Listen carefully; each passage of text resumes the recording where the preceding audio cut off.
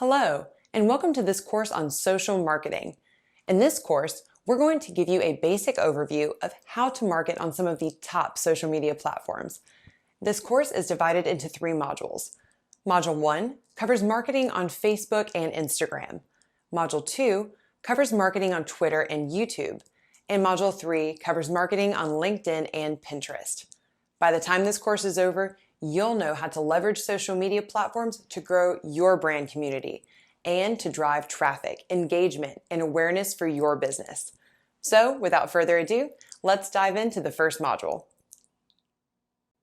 Okay guys, welcome to Module 1. In this module, our expert will be teaching you about marketing on Facebook and Instagram. So, get ready to take some notes and let's jump right in. All right, guys, so welcome to the first module here. All these modules are going to cover very briefly each of the social media platforms that you can use for marketing. Now, if you're wanting to drill down a little bit further, there's other courses that go super in-depth into each one. In this case, for this course, we just want to give you an overall idea of what the main, biggest social media platforms are that you should be using for organic marketing. This is not for paid ads. Organic marketing, okay? And the first one we're starting with here, because it's arguably the most popular, is going to be Facebook. Now, the most popular aspect of Facebook from a business perspective these days is Facebook ads, right? You hear about them all the time. You see them in your news feed. We have another course specifically about that. We're not going to be talking about that. This is purely about marketing from an organic perspective. And the first thing to talk about there is the distinction between personal and business, okay? So there are a couple of niches out there where it makes sense to utilize your personal profile for your marketing. Okay, the internet marketing niche, a couple of multi-level marketing or network marketing niches out there.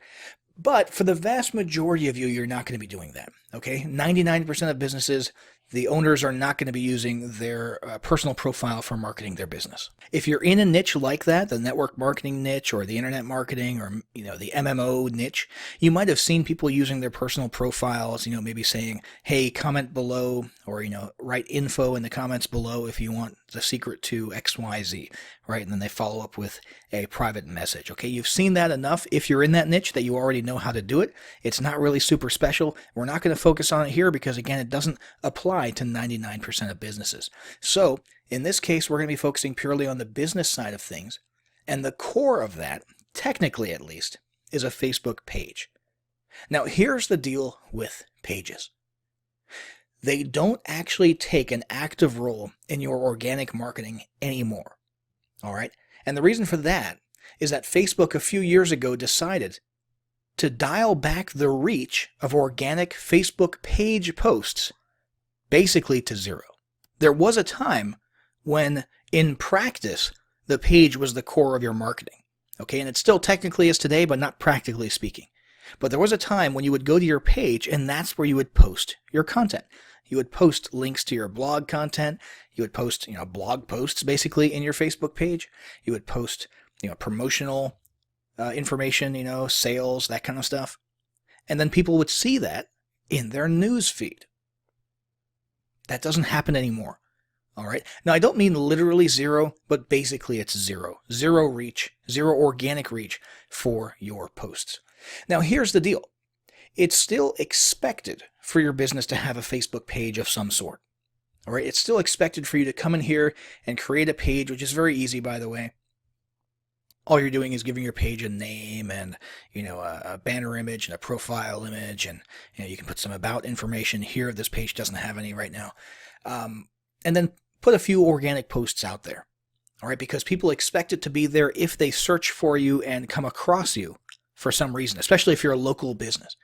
And it's kind of like, and I know this sounds silly, but it's kind of like that guest bathroom in your home that you keep stocked with a towel that nobody in the house is allowed to use when guests are not around.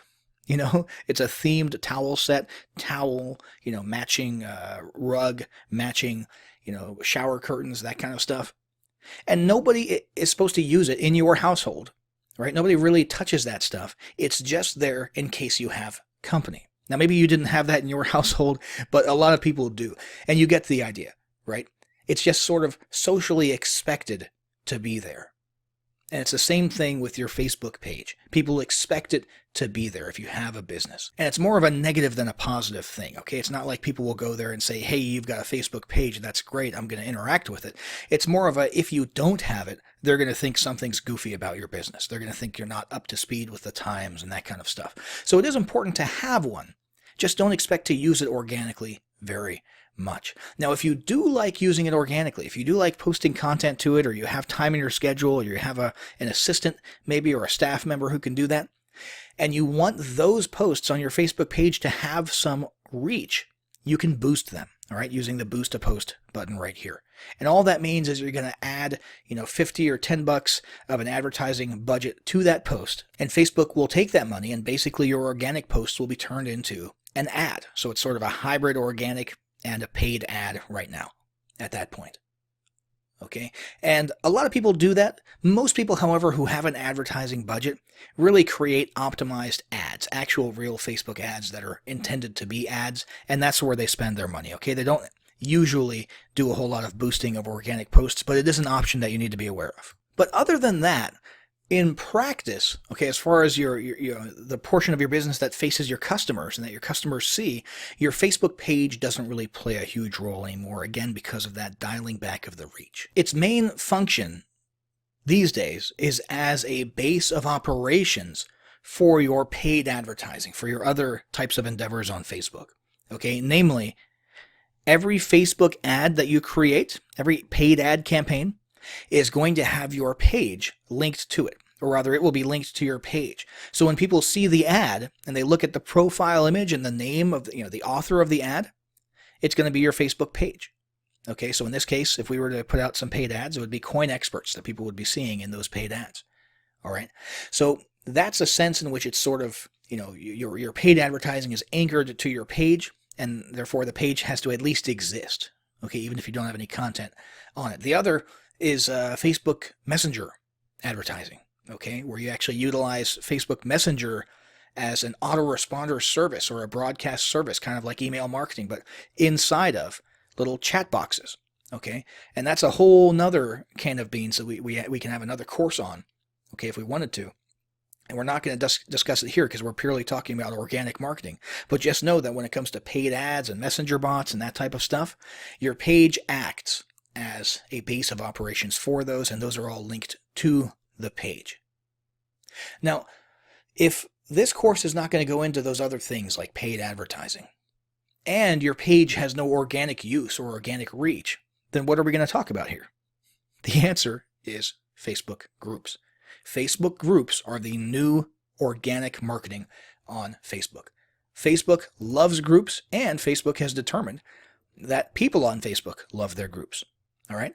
So the idea here is when people were getting posts in their newsfeed from Facebook pages, business pages, it was sort of a one-way conversation. Okay, people felt like they were being talked at. All right. And frankly, it was getting a little bit cluttered. Okay, the user experience, as far as Facebook was concerned, was going down. They didn't want that to happen. They didn't want people being advertised to in their newsfeed in an organic way, especially, there's two sides of this, especially if Facebook wasn't getting any money for it. So, dual purpose here, they dialed back the reach of organic Facebook pages because users weren't exactly enjoying having so many of those posts in their newsfeed. And the other effect of that is if people want to get in people's newsfeeds with business stuff, with advertising and marketing, they basically have to pay for it. Okay, so Facebook's ad revenue goes up, or the revenue from serving ads goes up. Okay. Anyway, the reason doesn't really matter. The fact is, what Facebook did decide that they liked was group posts. Okay, Facebook groups are not like pages. Facebook groups are not a one-way conversation. It's a two-way conversation. It's a multifaceted conversation. People willingly join groups, and they enjoy interacting in multiple directions inside of those groups. They collaborate. They talk back and forth. Okay, they enjoy the content. It has to do with hobbies and other areas of interests. And so Facebook determined that users liked seeing those posts in their newsfeed, and therefore the new engine for organic Facebook marketing is Facebook groups. So we've got a group here which is about homeschooling. Okay, this is the homeschooling niche. And basically, there's not a whole lot of selling going on here. There's a couple instances of brand promotion, but there's not a whole lot of selling, but you could do a lot of selling here if you wanted to. Okay, in this case, this guy basically has a podcast and a show, and it's pretty straightforward. It's not that different from a page in terms of what you're doing. You're just posting content. You're posting Facebook Live or videos or photos or textual posts, and the idea is to get people to engage in a multifaceted interaction, as opposed to just people clicking on something that you're basically utilizing as an advertisement and going away from Facebook to your pages or something like that. Okay, Facebook groups are really about starting discussions and getting people to talk with each other, and they're a fantastic marketing engine for organic marketing because of their reach. Okay, so if you post here right now, if you were to post something in here, or especially if the group admin, okay, if you're the group admin and you post something in here, you're gonna get on people's news feeds. Okay, it's gonna happen. And so the way you need to think about this now is basically the same way you would think of an email autoresponder. Not in terms of the effect, okay, because an email autoresponder is a one-way conversation, but in terms of the responsibility on your part. You really need to be posting regularly, just like you would broadcast to an email list regularly, because you don't want them to forget that you exist and lose your interactions and your open rates. Same thing applies for a Facebook group. You really need to be promoting, or not promoting, but posting to it at least regularly, and getting that conversation happening for two reasons. Number one, people will forget about you and lose interest, okay, just psychologically. But also, Facebook's algorithms will start dialing back your reach for your group posts if you're not posting regularly and people aren't liking or commenting on posts in your group. Okay, so you really need to be committed, if you're going to start a Facebook group, to posting multiple times a week on a regular basis. As you can see, this guy here, he's not really posting things specific to his brand or products he's trying to sell, or even to his podcast or his show. Okay, for the most part, he's posting interesting content, which probably takes him 5 seconds to curate. Okay, so every day he can post something related to homeschooling that he knows his people are going to be interested in, right? Usually news stuff. Up here he had from the Homeschool Legal Defense Association, HSLDA, an important tip for people who are homeschooling, and so on and so forth. And every once in a while, you'll see an actual post that might have something to do with his business, okay, or his brand, designed to bring people somewhere else to consume his content, or perhaps buy a product or service. Okay, so this is one way to go. This is sort of a passive approach. It's very cool. Facebook loves this type of approach because it's non-salesy. Okay, it's actual organic, useful content that people can talk about. However, you can also go sort of balls to the wall and use it as an advertising engine. Okay, a very businessy and salesy engine. Now, that's not necessarily the case in here. However, there is a little bit more selling and promotion going on in this one than in the other one. Okay, and that's because this is in a business niche. Okay, it's a BizOp niche, internet marketing, affiliate marketing, mastermind. You can see that's the name of the group here. This guy Eric has a group where he's posting content about his journey in internet marketing. He's posting videos regularly. He's talking about how to make money online or how to do digital marketing. And as you can see, he's very active. Okay, he's got every few days he's got videos coming out. Okay, video content is very important. You've got, let's see here, a link to a useful YouTube video here. Another thing that you'll notice inside of this group, okay, just as best practices, is when people join, he welcomes them. Okay, every week or so, you should go back and see who has joined in the past week and do a welcome post and welcome those people to the group. All right, you're going to get interaction. People are going to see that. They're going to feel welcome. They're going to want to interact a little bit more. And you've got the actual promotional stuff here as well. Okay, so if you go to this one, you'll see, this is a promotion for some type of a digital marketing service. Okay, same thing here. This is a recommended product, right? We've got down here, let's see. This actually links to a YouTube video. Let's see here. We've got, this one is a video that links to, looks like a lead magnet. We've got another one here for a product called ChatterPal. Okay, so that's probably a cloaked link or a link to a blog post, right? Where a pitch is made, and then he gets affiliate credit when he makes that. So you can do this. I mean, this is pretty easy. If you have a webcam, you can do a lot of the video content like Eric does here, and you're doing basically a mix of useful content, blog type stuff. I mean, the same type of stuff that you would see in a blog, and some actual active marketing and advertising of your business or affiliate marketing of other people's businesses as well here inside of a Facebook group. And again, the big thing here is because it's a group, because of Facebook's algorithms and the way they feel about things, your posts inside of a Facebook group will get noticed. And this is the new form of organic marketing inside of Facebook. Okay? So that should be pretty straightforward. If you're going to do Facebook marketing organically, use a group, not a page. Don't mess with pages. Only use those as a base of operation for your paid ads and messenger bots and that sort of stuff. Now, the next thing I want to talk about is Instagram. Instagram is taking over the organic marketing scene. It is what Facebook pages used to be, basically, as far as how powerful it is, the reach, the importance of it. Instagram is huge, and having an actual active large audience of followers on Instagram is incredibly powerful. Now, organic marketing on Instagram is not about blogging. Okay, it's not about textual stuff or text-heavy stuff. It's all about multimedia. Okay, it's all about video and photos. Okay, you can live stream some video. You can post video that you recorded on your phone.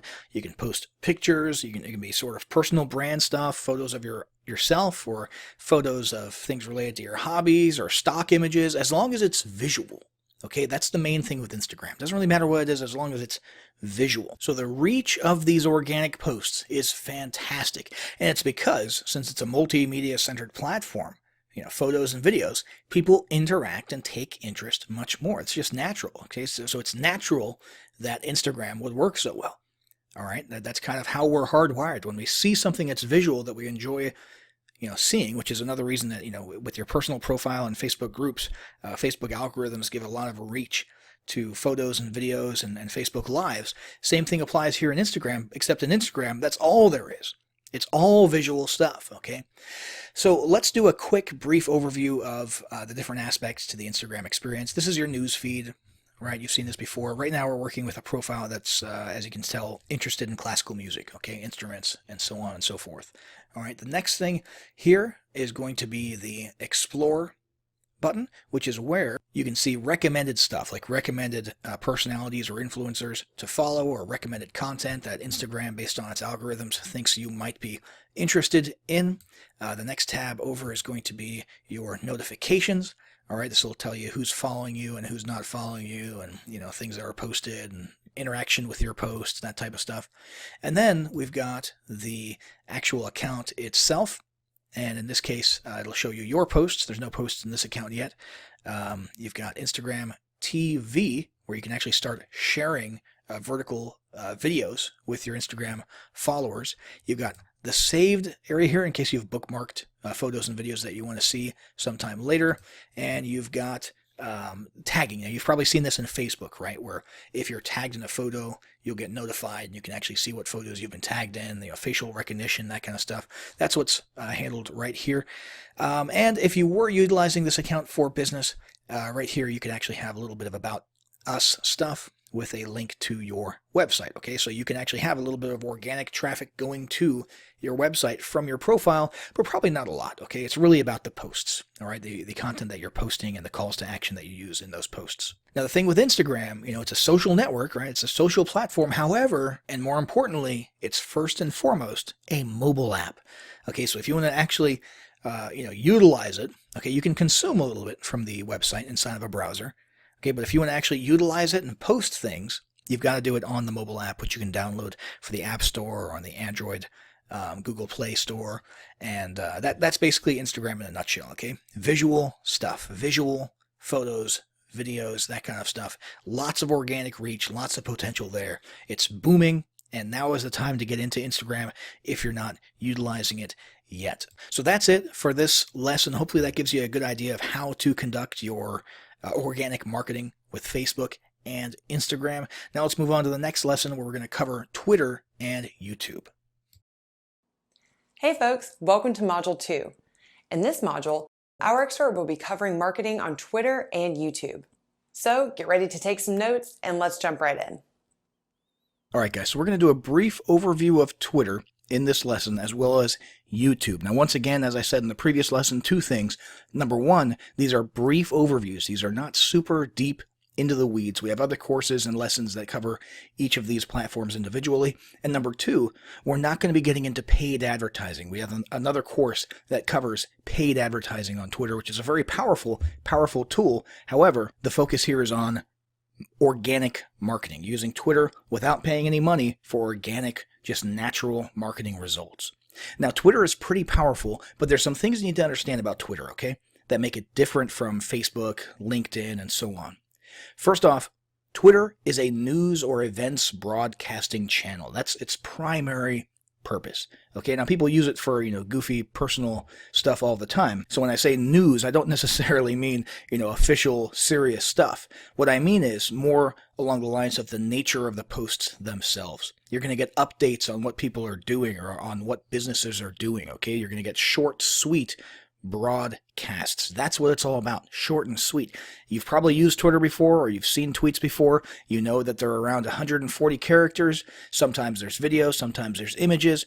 So it's all about little updates, little bits of content that keep your audience in the know about what they need to know about or what you want them to know about. So a good Twitter profile is going to be updated regularly, like on a very, very consistent and regular basis. Twitter is one of those things that people expect to see, at least weekly, preferably daily broadcasts and updates. And the thing is, Twitter feeds are so saturated, so jam-packed because of how bite-sized everything is and how regularly and frequently people post, that if you're not tweeting on a daily basis, people are going to forget you exist. So the only way to make sure that your stuff is seen by your audience is to make sure that you are operating at a pretty high frequency yourself. So when you post to Twitter, you can expect interaction in the form of replies to your tweets, likes, and retweets. That's primarily where you're going to be seen. Now, if you're thinking, I don't really have the type of business that has, multiple times per day or, even every day broadcast worthy stuff, what you can do is utilize Twitter as a platform where you're sort of saying, hey, look, and you're bringing people's attention to content published elsewhere. Okay, and it doesn't even have to be content that's published to that day. Let's say you have a blog and you publish a post. Twitter can just be the place where you tweet with an image saying, hey, check out our latest blog post. Okay, or you have a Facebook post. Boom, send people there. Or you put out a new YouTube video. Embed it in a tweet or send people via link to a page, a landing page where you have a new offer and so on and so forth. Even go backwards if you want into interesting content. Run a promotion for an old blog post if you want via Twitter. Okay, so you can use Twitter as sort of a, hey, look, platform where you send people to other content, and Twitter's primary purpose is just to get eyeballs on that content. That's one strategy that you can use if you don't really have, typical Twitter-worthy content churning out every single day. So there's some important stats that you want to monitor on Twitter. Obviously, you want to increase your followers. That's the most obvious thing. You've also got how many people you're following. You've got likes and lists and moments. Okay, now let's look at an actual active Twitter profile, because that one just now was just a demo profile. This is Diana Anderson, and she engages in what looks like some network marketing, some affiliate marketing, and she's got a business where she teaches other people to find success online. As you can see, she's got her profile pretty squared away. She's got a banner for her Twitter profile, okay, with a very clear, unique selling proposition here. She's got some hashtags, okay, that'll bring her some more organic traffic. She's got a link. Now, you could put just a regular website link, your homepage or something like that. You could put a landing page. In her case, she's got a link going to what seems to be sort of an all-purpose landing page. Here's what I have to offer kind of a landing page so people can follow her on Facebook or check out, some of these other products or services. You'll notice she's got a lot of tweets, pretty sizable following, lots of followers and likes. And if we scroll down, you'll see she's got a good mix of content, okay? So let's see, we've got photos, we've got little memes, we've got the, the occasional embedded video here. And we have got an example of what I was talking about earlier. In this case, she's got a Facebook post that she posted to Facebook, but she's using Twitter to bring eyeballs to it. You see that? Same thing going on here. Over here, she's sharing useful YouTube content, right? This one up here seems to be a promotional tweet where she's promoting a product or a service. And looks like you can actually sign up for a webinar on this page. So she's got a pretty good mix of content, and that's what you should aim for as well. Some organic, good quality information content, as well as a little bit of promotional stuff so that you utilize it as a marketing engine to get some ROI of some sort. So now that we've covered Twitter briefly, so you have a general idea of how to use Twitter in organic marketing, let's go over to YouTube. So we're going to look at a couple of examples here. In this case, we've got a YouTube channel for a reputation management software. Okay, and this one, it's a little bit old, it's not very active, but what you can see here is that they've got a bunch of videos that are probably not intended for inside of YouTube marketing. Okay, if you look at these videos, you'll look at the So we wanted a new way to deal. So there's the promotional video there. Let's click on analytics.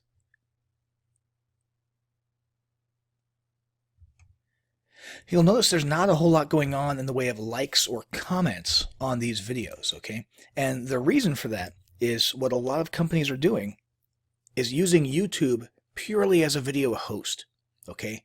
They're embedding their videos on their websites, and so you're not really going to get anything in the way of YouTube interaction levels, likes, comments, subscriptions, that sort of thing. Now, the other tack is to actually utilize YouTube as social media platform, meaning you actually want people who are on youtube.com to find your videos, to subscribe to your videos, to get notifications about your videos, to interact by liking and commenting and so on and so forth, to see your videos in the related videos column and all that good stuff. So that is what we'll take a look at in a moment. First, I just want to look at the analytics page really quick to show you the type of stuff you need to be keeping track of, okay? Watch time is super important for your videos, okay? Views, obviously, pretty important. But one thing that I want you to notice here is this video is super long, okay? And look what happens to the audience retention. Drops off within the first, look at that, 4 seconds, 9 seconds, drops down to 50, okay? By the time you're less than a minute in, you're already down to 20% viewership. So make sure your videos, when you're making videos, are compelling enough and that you get a unique selling proposition out there in the first few seconds. Otherwise, your viewership just drops. Okay, I mean this is terrible retention here. And again, if you look at things like likes and dislikes, you're not going to see a lot of that because this business is obviously utilizing YouTube purely as a video host to embed their stuff. But let's go look at an actual active YouTube channel that's actually leveraging YouTube as a social media platform. This one is Niches Be Crazy, and this is an awesome YouTube channel. So this guy has got a ton, okay, Uncle Phil Lopez here, a ton of content that he puts out, and it's all about utilizing YouTube as a marketing engine. He's not just posting videos here for the purpose of hosting them and then embedding them elsewhere. He's actually actively engaged in organic marketing. So have a look at his profile here. He's got an awesome banner image. Okay, he's got little links here where you can hook up with him on his website or his blog and other social media platforms. Okay, he's got subscribers. He's got video views. Let's click on one of these here. This one here seems to be a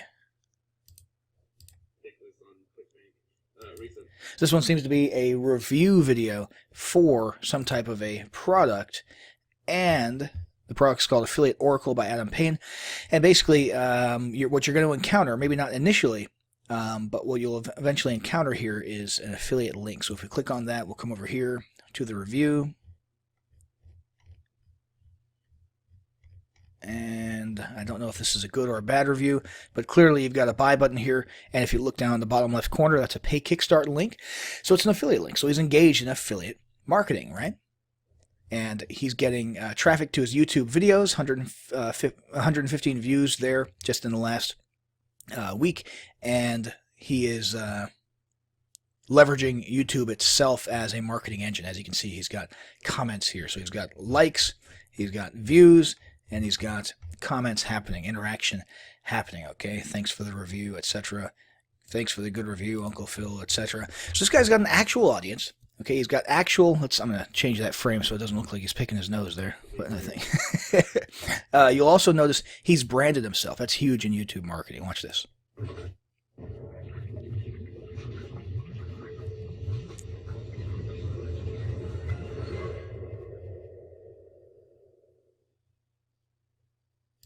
Okay, so that's pretty cool. You can do that, guys, for a pretty low amount of money on Fiverr, okay? Or if you use Adobe After Effects, you can go on, Video Hive and download templates where you can do some pretty cool logo reveal stuff. You really want to build a brand. If you're going to be utilizing YouTube as a social media platform, you want a brand so that people recognize your name. Look, he's got hashtags here as well, which I did not notice previously. But you want people to understand who you are and to think about your videos. And in this case, they probably think about reviews by Niches Be Crazy when they're looking at other products, which means they might actually actively seek him out and come to his channel to see if he has reviewed a particular product, in case he'll get some commission. Now, let's have a look at another video here. This looks like it was a live stream. It says streamed live on February 26th, so that's cool. Definitely make use of video streaming software. The thing with YouTube is it will place higher in search engine results and related video results and so on and so forth. It'll give more reach and exposure to videos that are live just because they've made their algorithms do that. Let's have a look here at his description. So his description is, let's see, not super keyword heavy in this case because this is a content video. It's not a product review video, so there's no specific product names, but he does have some links with call to actions. Okay, so he wants you to go watch this video here. At the end of this video, he mentions a product, and so here's a link to his review for that, which looks like Affiliate Oracle again. And he's got a subscription link here, so a lot of calls to action. And then he's also got, this is very important, affiliate disclaimer. Okay, make sure you're covering your butt when you're doing affiliate marketing out there and you've got an affiliate disclaimer. Let's come back to the original video here, and you'll see that this one is a little bit more keyword rich. Okay, so you've got the product name in there multiple times. You've got the vendor name in there multiple times, right? So when somebody's out there looking for Affiliate Oracle or any other product, they're going to be likely to come across a video that is keyword rich in its description. Now, you can't see tags. I think there was a time way back in the day where you could see other people's tags. You can't see tags on this video, but make sure you're utilizing tags when you're posting your videos. And we can assume that this one probably has tags such as, the product name and the vendor name, okay? Because you really want your videos. If you're using YouTube.com as an actual social media platform, you want to increase your organic reach and you want to increase your ranking for search terms when somebody clicks up here and searches for something like, Affiliate Oracle review. So that's a very quick, brief overview of using YouTube for marketing, guys. Hopefully that was useful. We covered Twitter as well. In the next lesson, we're going to be covering LinkedIn and Pinterest. All right, welcome to Module 3. In this module, our expert will be teaching you about marketing on LinkedIn and Pinterest. So get ready to take some notes and let's jump right in. All right, guys, so we're going to briefly touch on LinkedIn marketing, and I want to give you the usual disclaimer that I've given you in the previous lessons. Number one, we have specific courses that go into specific things in the weeds, in detail. In this case, for this course, we're just briefly touching on each platform that you should be doing organic social media on. And number two, it's all about that word organic that I just used. We're not going to be going into paid advertising on these platforms. There are definitely paid advertising options, and some of them are fantastic. You should look into those. We cover those in depth elsewhere. However, for this video, we're just looking at organic marketing for these two platforms, a brief overview of organic marketing. Now, this is LinkedIn. LinkedIn is huge, especially in the B2B space. All right, LinkedIn, if you haven't used LinkedIn, most people in the United States probably have. If you're outside of the U.S., maybe it's a little bit less common. It used to be primarily for job searches, okay? Networking to find positions that you want or to recruit personnel for your company. And then it grew into this huge B2B space, and it's also grown into a big network marketing space, okay? So there's a lot of B2B and network marketing potential here. Not so much, just random, niche marketing for, the fitness niche or this, that, and the other thing. It's mainly the B2B space, not business to consumer. And you'll notice it's very professional. Okay, you're not going to be posting crap like you do on Facebook here. Okay, you're not going to be posting, updates about your day and how things are going, or jokes, or a bunch of funny memes. All right, there can be a little bit of humor, but generally speaking, LinkedIn is a little bit more professional. Okay, if you were going into a corporate setting, to go do your job, you would act on LinkedIn as you would in that situation.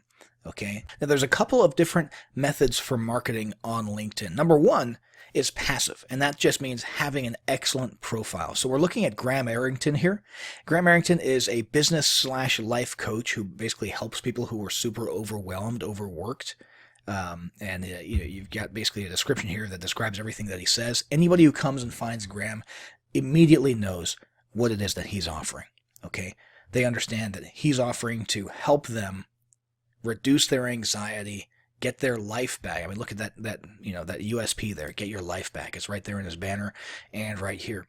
So overworked business owners, overworked C-level executives, overworked, anybody, okay, who needs some help getting their life under control, their time managed, reducing their anxiety. It's all right here.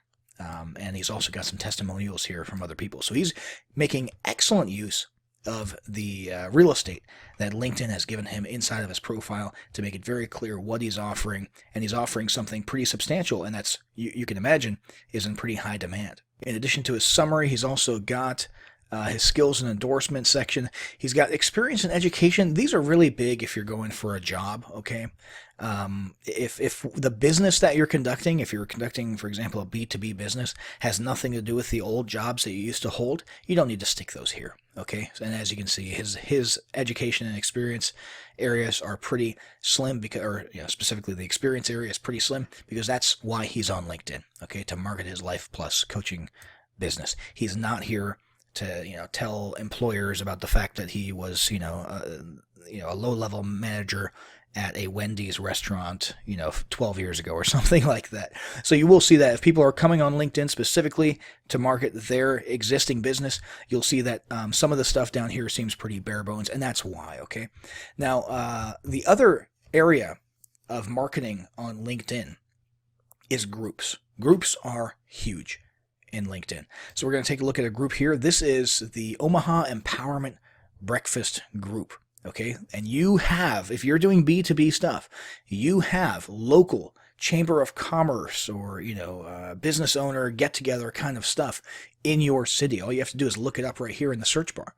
Okay, look it up in the search bar and you'll find your version of this kind of stuff where business owners get together and network inside. They post about events upcoming. They're talking about a March Empowerment Breakfast. They're talking about some type of training that's occurring over here. So these are groups on LinkedIn where you have people who are usual. I mean, it depends on your audience, but if you're in the B2B space, that you have people who are sort of decision makers, okay, executives, CEOs, chief marketing officers, etc., who are actual, action takers and are looking for B2B solutions. That they're in this group, and these groups are a great way to sort of network a little bit, get yourself out there, get your brand out there, and also you can even create your own group. Okay, now that's a whole another can of worms, but creating your own group is a great way to have yet another marketing apparatus in addition to your email list, in addition to, your Facebook following, your Twitter following, your Facebook groups. Having a LinkedIn group is a great way to get a very specific type of people who are in a very specific mode of thinking, which is, again, the business-to-business mode of thinking. And again, I keep talking about B2B, but LinkedIn is also very useful for network marketing as well. If you're doing network marketing or, multi-level marketing, and you're just trying to grow your following as big as possible, LinkedIn can be used for that. The next one we're going to take a look at and do a brief overview of is Pinterest. Now, the Pinterest overview is going to be pretty short because it's pretty straightforward. Pinterest is all about images, linking, bookmarking, or rather pinning images. Okay, so if you're going for organic, I should mention Pinterest also has some paid advertising. Okay, and you should check out those options, and we can cover those elsewhere. However, this is all about organic marketing, and Pinterest is all about visuals. Now, it is true that Pinterest is mostly a female-led social media platform. Okay, however, over the last few years, that's been changing quite a bit. The male usage of Pinterest has grown quite a bit. So if you have a male-dominant audience, don't feel scared about doing some marketing on Pinterest, okay, because that is growing. However, the big thing to keep in mind is it's all about visuals. It's all about images. So you're going throughout the web, and so let's say a consumer who is not running a business, what they would do is they would go throughout the web, and if they saw something that interested them and they wanted to share with other people, they would pin it to one of their boards. Okay, they would pin that. So, hey, here's a cool CD that I just bought, or that I'm thinking about buying, or what do you guys think about this? He would pin it. Make sense? In the case of a business owner, what you're doing is pinning your stuff with your web properties. Now, you should also do some, non-salesy content marketing. Okay, hey, here's an interesting article from so-and-so and such and such. That's fine. However, your whole goal here, look what happens here when you click on, this here. If a person comes, sees this image, clicks on it to get more information, okay, and you can, by the way, you've got interactions here like comments and so on and so forth, just like any other social platform. But the real goal here is to get somebody to click on the image, okay, which brings them to the URL where the image was found, which in this case is an eBay product listing, okay? So in this case, you've got a guy selling things on eBay, and he's posting the images. He's pinning them to his Pinterest boards to get traffic, okay? There's not really much more to it than that. Here's another Pinterest board for another user. This one has to do with, looks like language, speech therapy, education, that kind of stuff. So, once again, click here, right? You've got, this one's been pinned 21 times, so you've got some engagement there, but then you click on the image, and that brings you to a web property somewhere else, okay? And you can utilize this pretty effectively in your business if you've got, visual stuff that you can share on Pinterest. Now, let's have a look at a typical Pinterest profile. So in this case, the one we're using is Michael Markison. He's got 1K followers. He's got 15,000 monthly viewers. You can add your website URL here, so people can, in a passive sense, you might get some traffic coming to your profile and then clicking through to your website. And it looks like a blog that he's got there. You've got followers all listed here. You've got following. You've got all of his different boards. So he's got multiple boards. One of them is called Mentorland. One of them is called Awesome Products. So Mentorland here has some very specific things. It looks like the Make Money Online niche, or the e-commerce niche. Over here, you've got Awesome Products that he sees and recommends. Okay, so a lot of organic marketing going on over here. And then, of course, you've got the individual pins themselves, not broken down into boards and activity, which is a little bit thin lately on this profile. So guys, that's pretty much how you use Pinterest. Okay, again, there is a paid advertising option here that you can utilize to really get your pins in a non-organic way in front of people. But if you are big on content marketing, and a lot of it is potentially visual, that you can use images as links to move traffic to other off Pinterest properties, Pinterest is a great engine to use for your organic marketing in that case.